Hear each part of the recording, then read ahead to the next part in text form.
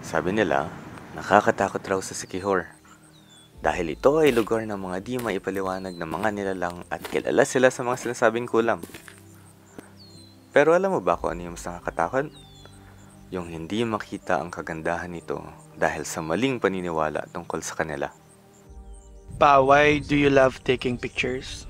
Oh, super na-enjoy ko kasi makapture yung moments ng people.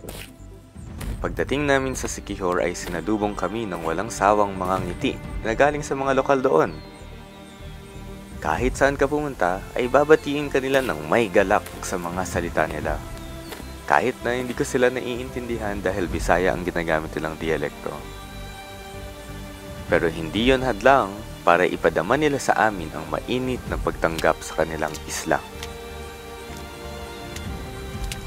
Kahit naramdam namin ang init ng panahon at pagod sa paglalakbay, nabubura ang lahat ng ito tuwing dumarating na kami sa aming destinasyon. Bakit?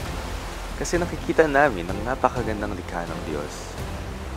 Minsan natatanong ko yung sarili ko, ano kaya ang iniisip ng Diyos habang ginagawa niya ito? Siguro ganito, gagandahan ko ang paglikha dito sa Sikihor kasi isang araw, makikita to ng anak kong si Paolo.